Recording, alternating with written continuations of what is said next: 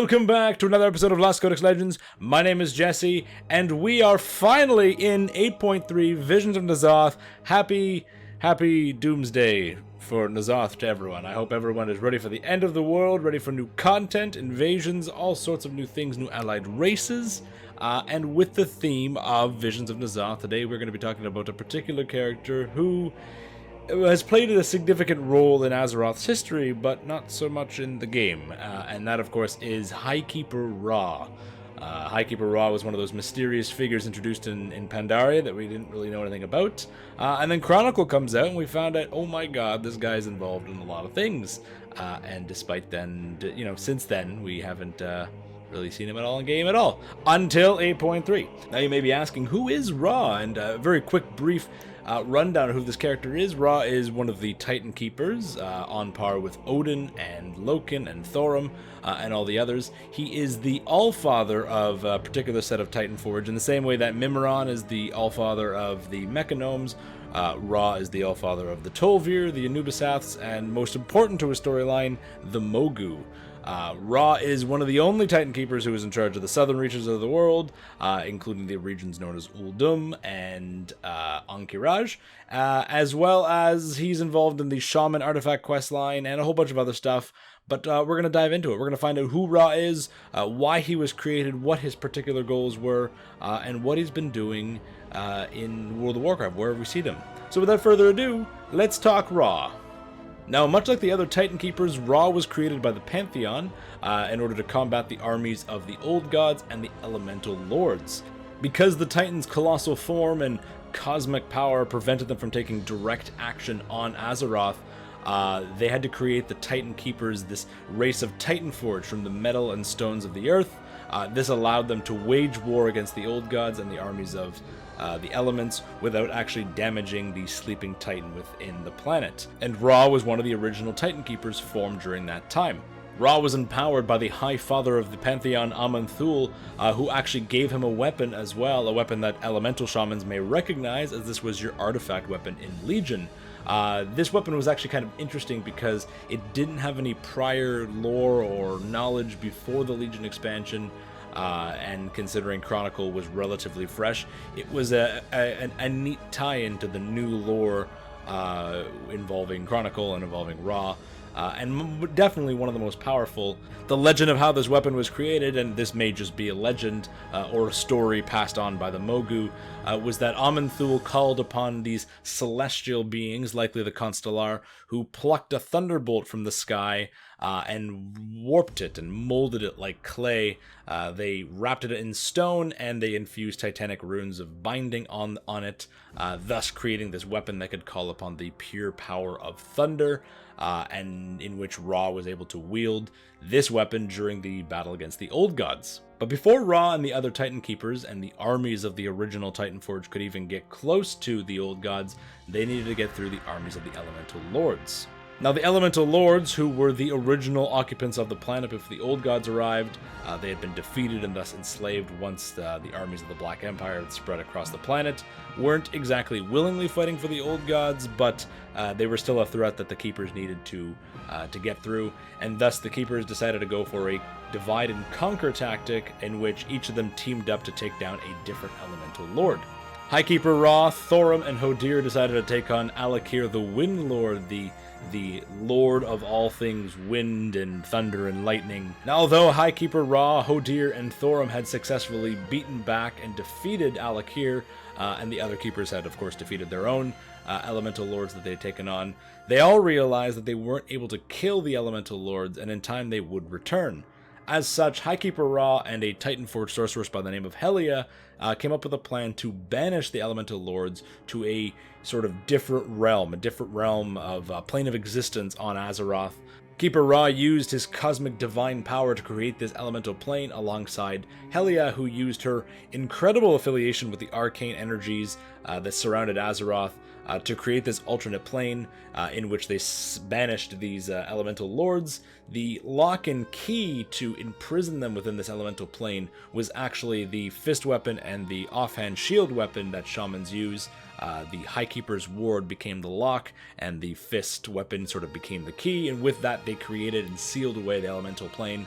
Again, this elemental artifact weapon, incredibly powerful, literally the key to the elemental planes. That's there's literally nothing more elemental attuned than the Fist of Ra Den. Now let's fast forward to the Ordering of Azeroth. After the Old Gods had been defeated and imprisoned, the Keepers turned their attention to saving Azeroth the planet and doing what they could to mend the damage inflicted by the Old Gods.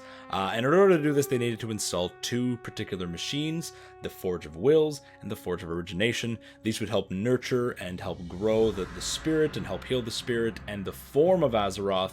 And these forges were actually created by Mimiron and Arcadis, and were to be installed in two different places on Azeroth. The Forge of Wills was to be installed, overseen by Odin, in the northern reaches of the Storm Peaks, while the Forge of Origination was to be installed in the southern reaches of the world.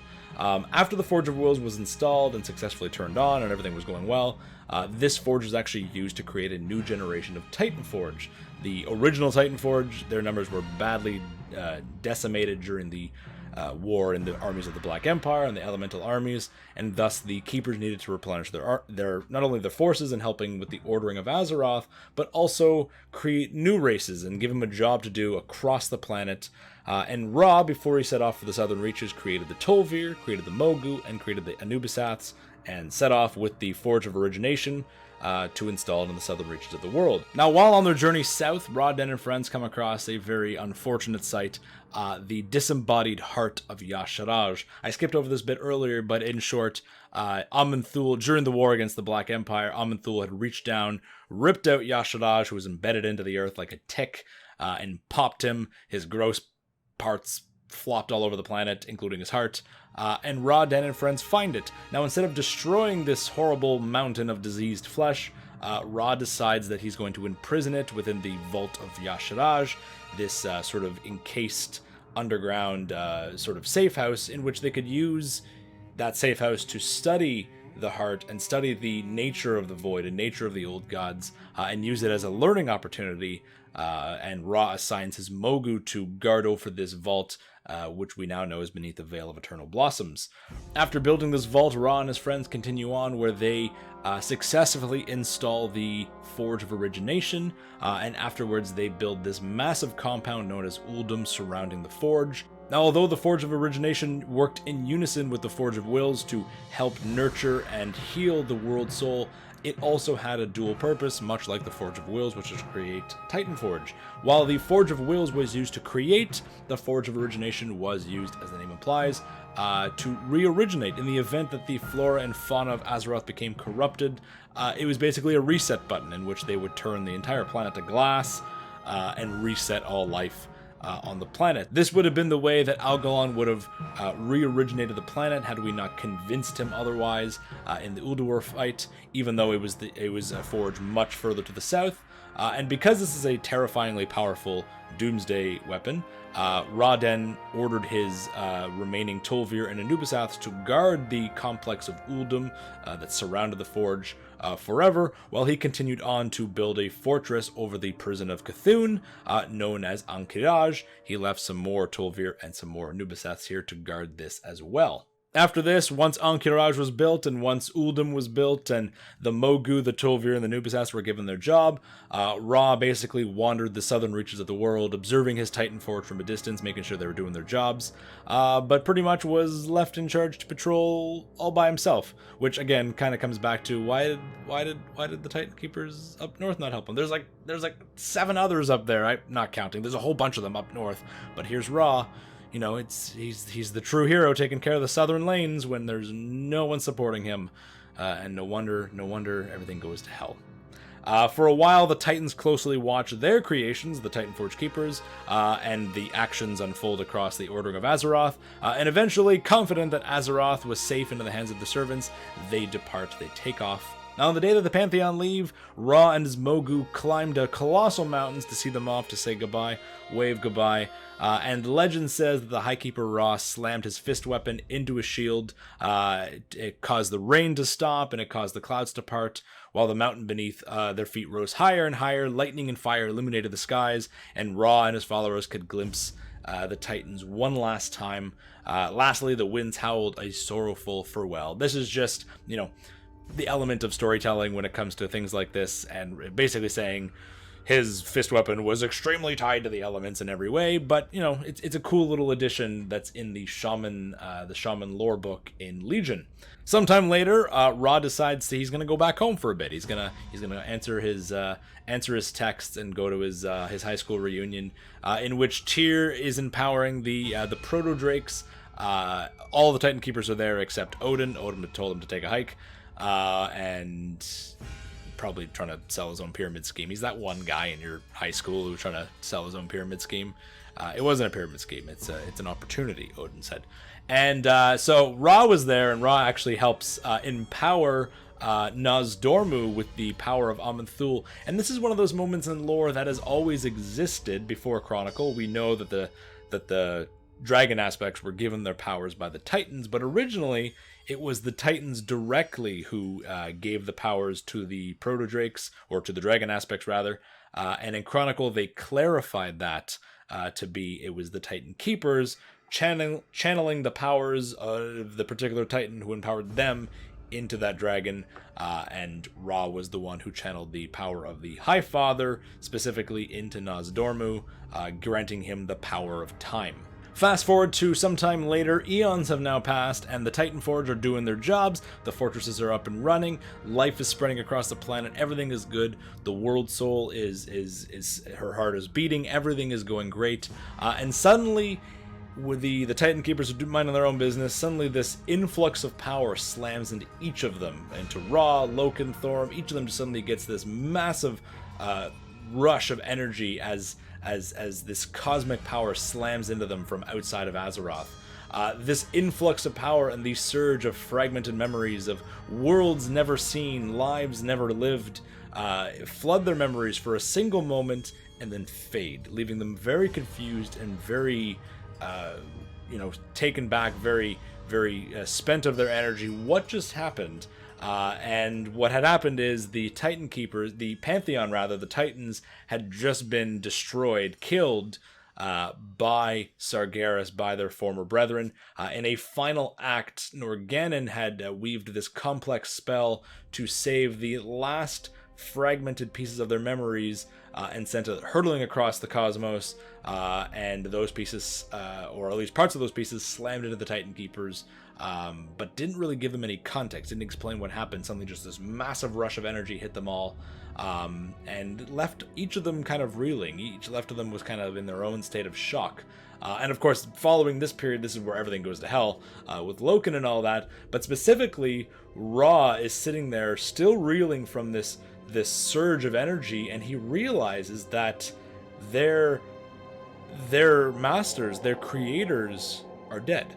Now, although all the Titan Keepers had been affected by this influx of powers by the Pantheon, Ra was the only one who sort of realized what it truly meant. While everyone else was sort of confused and saw this as an anomaly, and it did eventually lead to the events surrounding Loken's betrayal, Ra, who was by himself in the southern reaches of the world, came to the horrible realization that this was not a random occurrence, this was not a random anomaly of power, this was the last remnants of the Titan Pantheon. This was the death of their creators, these cosmically unkillable beings in the universe who had gone from planet to planet creating life. This was their last flicker of life. They were dead, and this was a horrible realization for Ra to face, realizing that beyond their planet they were alone. There was nothing else out there, there was no one else out there. And so Ra, by himself, in this sort of horrible realization, retreats into the underground catacombs beneath the land, depressed and overcome by grief. But he also goes there to meditate on what he had learned, giving up his tasks and pretty much abandoning his Titan Forge, and abandoning his charge that he had agreed upon, leaving the Forge of Wills and Ankh-Kiraj in the hands of his servants. The Mogu continued to serve their master for many years, even after Ra fell silent. For the record, I keep mentioning Ra and Ra-Den. Same name, Ra-Den is what the Mogu call him. Many years, however, later, the Curse of Flesh is spread amongst the different Titan Forge, including the Mogu, which turns them from their stony beings into creatures with flesh and blood, creatures capable of dying. And this terrifies the Mogu outright, because the curse of flesh is something spread by the old gods. They were made of stone. They were immortal, powerful, strong creatures. Now they are weak. Now they are fleshy. And there's no one to sort of answer their questions. Ra is silent, and the Mogu start to freak out a little bit. With their master not present, the Mogu turn to infighting, and these groups of Mogu turns into clans, and thereafter forms the Age of 100 Kings, in which Mogu warlords killed each other constantly for dominion over the land. A brutal race, while the other Titanforge races, like the Earthen and the Mechanomes, were kind-hearted and dedicated to craftsmanship and the pursuit of knowledge. The Mogu just wanted to kill everyone and to kill everything. And eventually, a particular Mogu by the name of Lei Shen rose to power.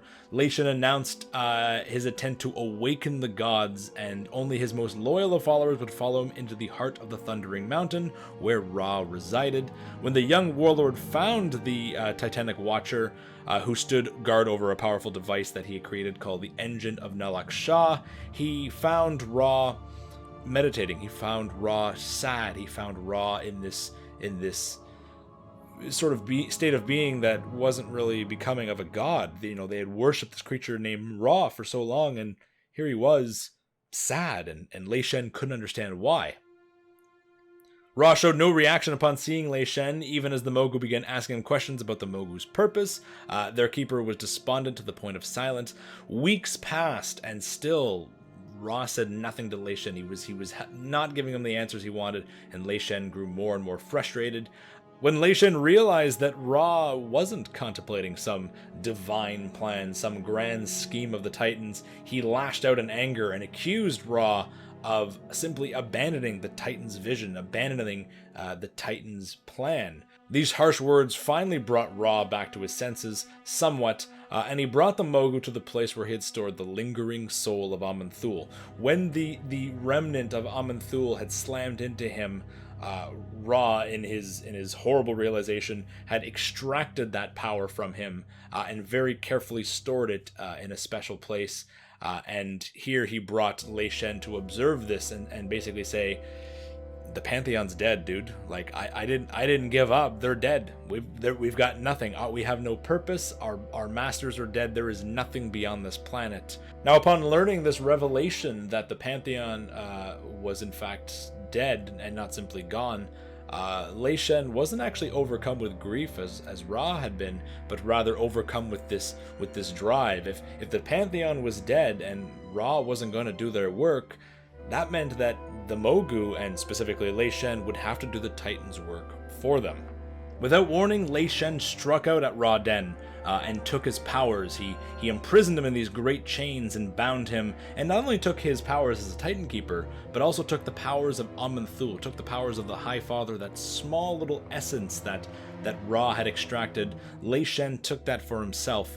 In a single moment, one of the only uncorrupted or still standing Titan Keepers was struck down unsuspectingly. Of course, he was in this moment of grief and this moment of not exactly himself, and Lei Shen took full advantage of that.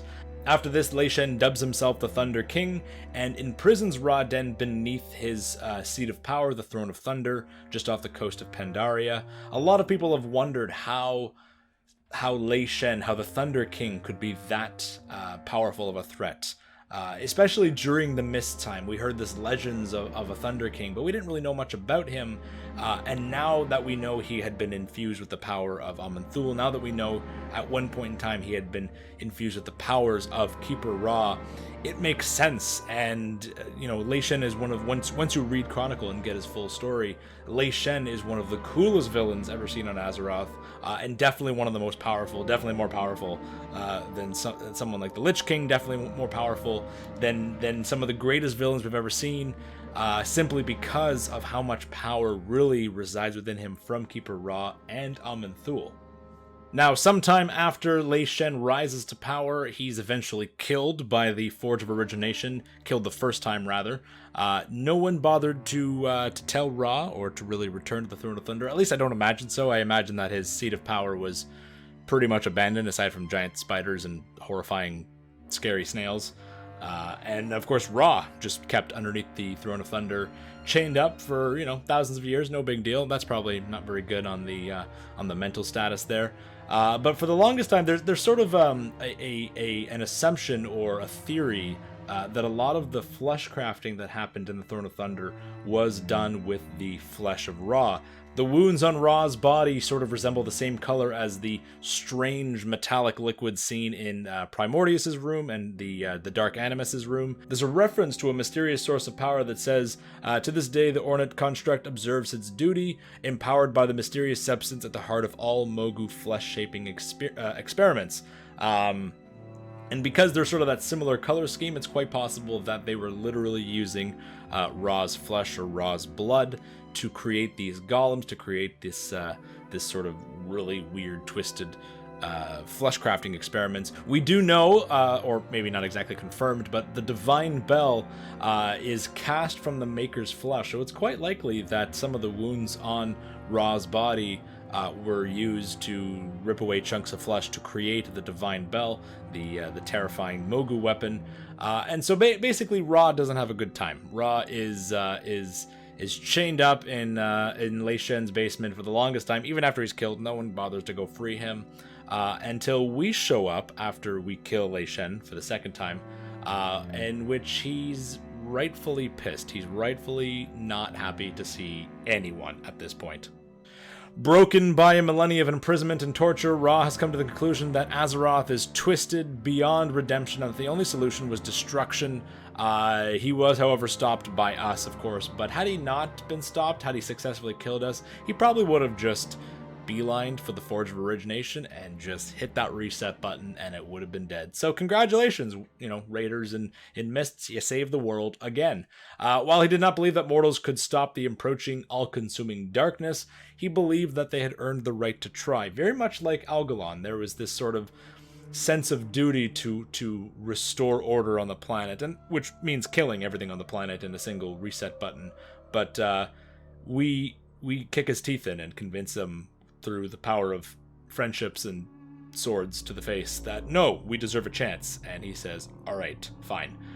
He then vanishes in a flash of lightning, and he's never seen again until years later. He briefly appears as a vision in Legion when Zhuen, the White Tiger Celestial, is telling the tale of the Fist of Ra Den, the shaman artifact weapon, and we see an image of Ra wielding both the fist weapon and the key of the elemental planes in battle. Of course, it's not actually him, it's just a vision through storytelling. Ra returns to the storyline in the most recent patch of Battle for Azeroth, the Visions of N'Zoth. In the main story questline, as you and Magni run around to different Titan facilities, the story eventually brings you to Pandaria, where you encounter a dying yet surprisingly friendly Mogu. The dying Mogu gives you a clan sigil that not even Lore Walker Cho recognizes.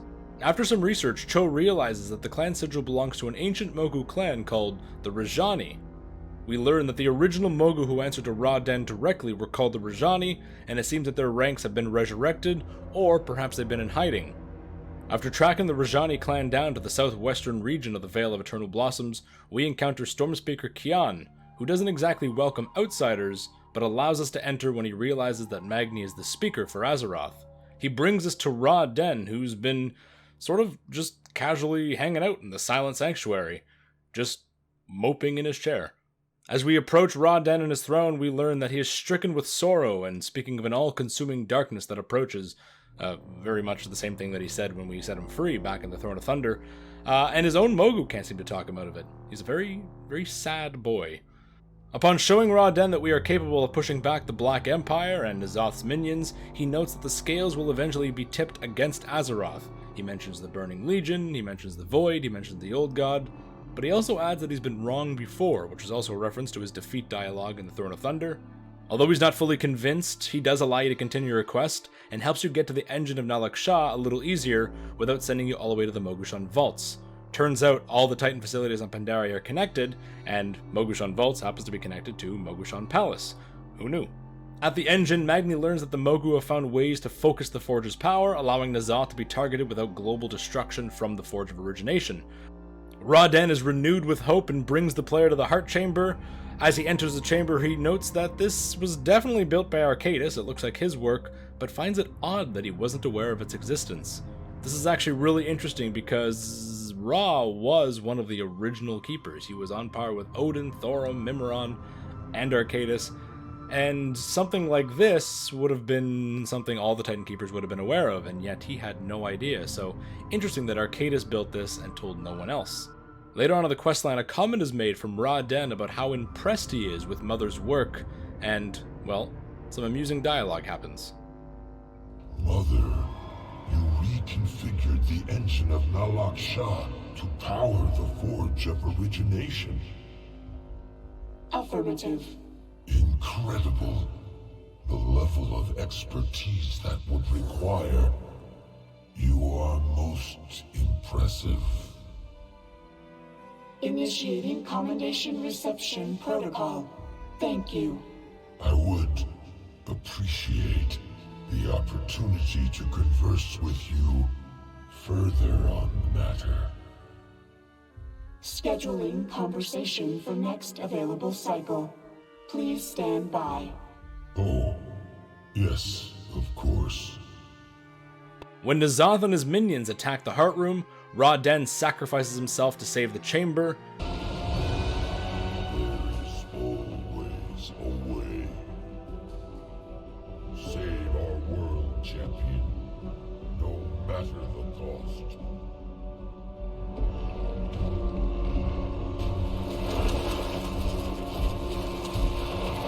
But as he's closing the portal to Ny'alotha, he himself is dragged through. Both Magni and Mother are determined to save Ra Den from Ny'alotha, the Waking City, and the next part of the quest involves taking out N'Zoth himself. Little spoilers from the raid, but we do know that Ra Den will be a boss known as Ra Den the Despoiled, and corrupted by the power of N'Zoth. We don't know what happens in the raid, so we gotta stay tuned to see what happens, and see if our boy makes it out. But yeah, that's all we got from Ra. A lot of lore there, especially a lot from Chronicle and a lot from Legion. And definitely one of the cooler Titan Keepers. Ra was, we met most of the Titan Keepers back in Wrath, right? We met Hodir, we met Mimiron, Freya, Thorum, Loken. There was reference to Tyr. The only ones that I didn't really know of was Odin. And we met Arcadis back in... Arcadis is actually the OG Titan Keeper. He's dope, but we killed him in Classic. The only ones we didn't know of was Loken and Keeper Ra. We met Ra in Mists, and who knew that he was actually so important and so powerful? And that answered a lot of questions about Lei Shen. I'm really excited to cover a Lost Codex Legends episode about Lei Shen, because he is definitely, at his peak, one of the most powerful forces on the planet. Keeper Ra was involved in so many things, from the Forge of Origination in Uldum to the construction of Ankh-Uraj and the Vault of Yasharaj, the Anubisaths, the Tolvir, the Mogu, all of it. So cool. So much interesting lore there. And I say this with every character, but I'd be bummed. I'd be bummed if he was just killed off in a raid. Kind of because I want the Titan Keepers to do something. They haven't really done anything since... I guess they kind of did something in Legion. Some of them. Like 3 of them. But, like, what are the other ones doing? Like, do your damn job. Save the planet. Guys, what have we been doing for the last, 10, 15 years? Let them do something for once. And Ra does step up in this patch. I would just hate for him to be killed off so soon. Especially when he has so much cool lore. But I guess if he does die, we get to hang out with him in the Shadowlands. So, do the Titan Keepers go to Shadowlands? Where's Tyr?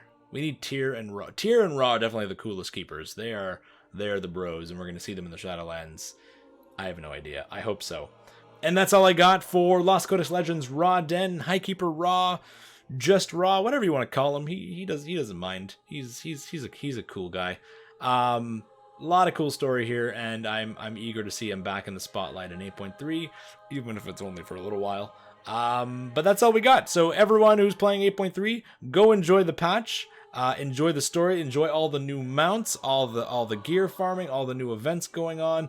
Raiders, your clock's ticking here. You gotta get on that. Remember to give Ra Den the Despoiled a little comforting pat after you kill him and take his loot.